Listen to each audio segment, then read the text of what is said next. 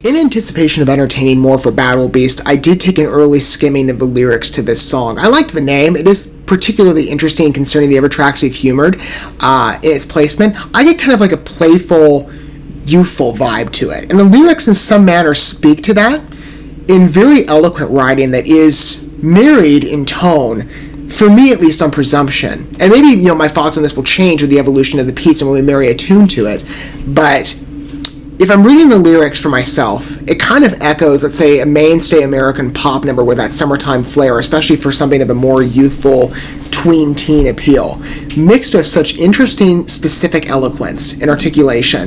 And you'll see the lyrics evolve for yourself, but I'm curious to take a bit of a deeper dive with this song. I admire its creativity on entrance. Deeply poetic. I love styling like that. Many of you know I come from a writing background of what I graduated in, so anything on the poetic side, because poetry for me is a favorite art form of composition expression, aside creative nonfiction as well, but is a general preference for me.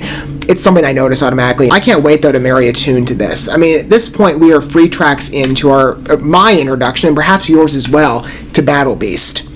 As I've said with music generally, especially on the European rock and metal regard, I love taking first introductions with you and enjoying a fellowship experience of sorts in a bit of a different manner for sure, but offering an opportunity for that to enjoy good art together. And Battle Beast certainly qualifies. Phoenician origin, for anybody who wants to have a bit of background and approach going in, so there's a bit of a bridge of access and ease paved for you. They are, from my understanding, credited more so as a hard rock group of heavy metal and power metal emphasis. That hard rock drive is particularly evident in the softness of presence with the piece, and I would definitely categorize them as symphonic metal in tone as well, though again, it's much more reduced from my expectancy. I was anticipating upon first introduction a bit of a harsher presence. Even thinking the name like Battle Beast, you're like, okay, here we go. It's kind of like a war energy or something revolutionary, but I like the softer approach.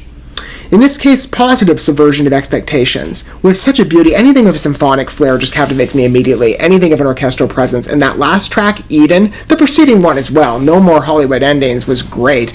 But Eden, man, the symphonic drive on that with the choir intrusions, I can't get over how good that was. So I'm curious to hear more and see how Battle Beast evolves as a presence and familiarity for me, for sure, as I deepen my understanding of them, and perhaps pave a route for understanding for the upcoming Camelot tour. As I said, that's what launched me into this, was the fact that they're going to be touring alongside Camelot and Zondria. They're going to be there. And if I am fortunate enough to make it to the tour, and I'm trying, though it is looking unlikely, and I hate that it is, this was necessary, right? So that I can be there, acknowledging every presence for an aspect of familiarity. I've already taken a deep dive of the preceding groups, and since Melissa Bonney is going to be there as well as a collaborative artist on behalf of Camelot from her offerings off the latest album, I've taken time with each one of those groups and artists to investigate them at a deeper level. And with Battle Beast, I had yet to be introduced. I'm doing that today with you, perhaps for the first time, or maybe some of you are approaching Battle Beast from the perspective of being an informed fan and maybe a number of years following them, maybe a little earlier than me. I welcome either perspective of company and hope that we can enjoy good work together.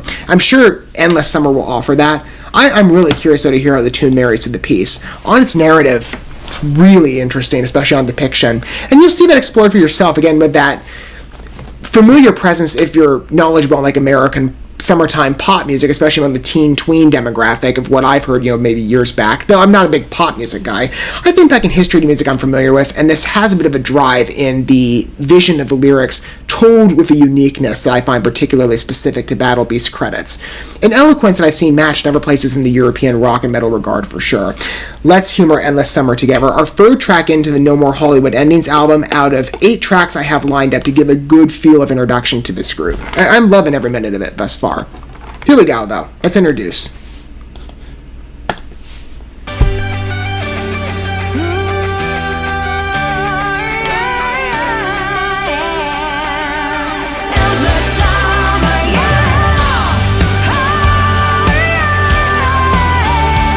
It has that echo on feeling.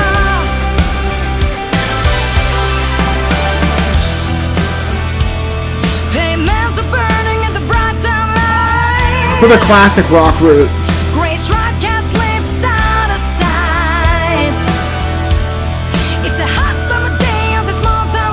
But they are driving a Volkswagen. I'm like, that's a great choice. That's what I've got.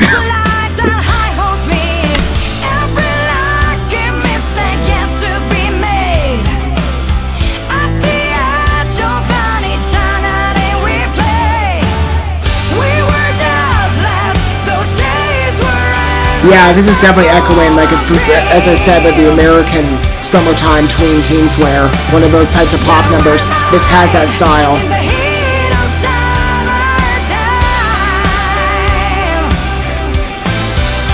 I admire the elegance of it. And Nora's voice is wonderful to listen to. Raw talent, but I just love the elegance of it.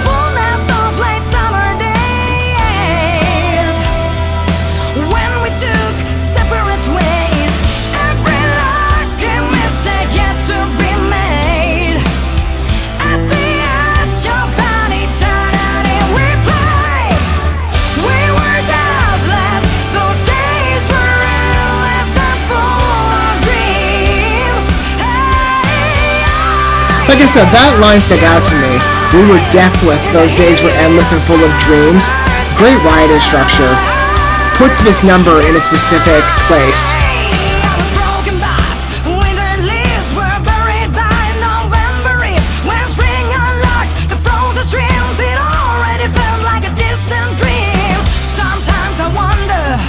You know, I almost feel like I'm listening to somebody with, like, who's trying to intermix rock and American country on a vocal style.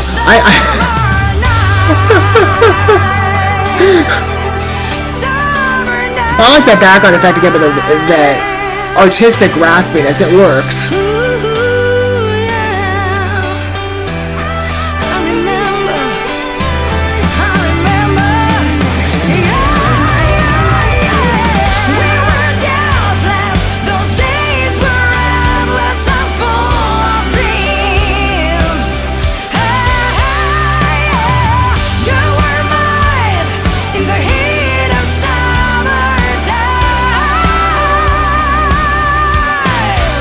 And considering the season we're in, I picked the right time to cover this.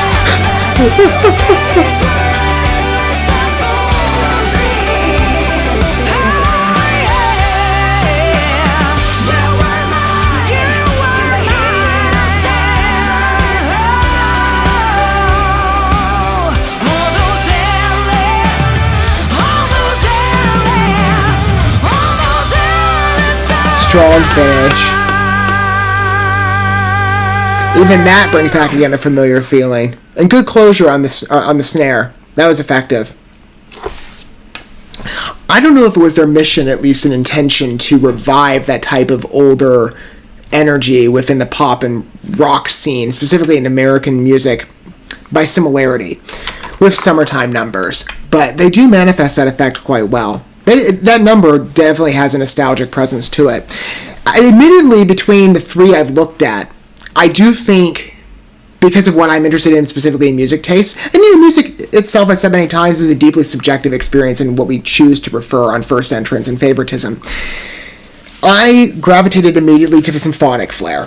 So I do find a superiority with the first two pieces, but I appreciate the creativity of this number in, again, reviving that nostalgic energy. I don't know if that was the intention, but maybe inadvertently it does. It's a satisfactory echo, for sure. In analyzing both the pop and rock regards, I think it's a good fit. Feels quite natural. Mixed with Nora's vocal presence, I love that background raspiness, that gravel tone, right? It's weird. I know it's probably a fitting, a funny attribution to bring up that I feel it almost puts her in a territory of being a hybrid between a rock singer and an American country singer. And I'm not a country music fan, admittedly. I used to listen to it that's what I was listening to when I was a tween, not summertime pop music. I was in my room listening to whatever was on the radio at the time. I couldn't even tell you that. Luke Bryan, at least, was one. I liked Kenny Chesney, but I would hear a lot of female vocalists. I spent hours listening to country music back then. I don't anymore, but there were certain tunes I've heard that on that delivery, Nora echoes. It's really interesting to listen to that tune again and reminisce on it, because it definitely has a nostalgic artifice. As I said, though, in lyrical styling, it feels a bit different. I mean, again, it has that echoed structure for sure, like the ooh, yeah verses kind of bring that back. That's, in fact, what first triggered the idea of it being a piece of reminiscence in some tone. highly descriptive writing. Where's the one verse? I was broken by withered leaves, were buried by November trees when spring unlocked the frozen streams. I just don't hear songs normally, I mean, that's even rhyming for sure, but I've not heard it expressed that way in other types of tones, even though the rhythm of the piece, the entrance of it, is close. It's an approximating construction.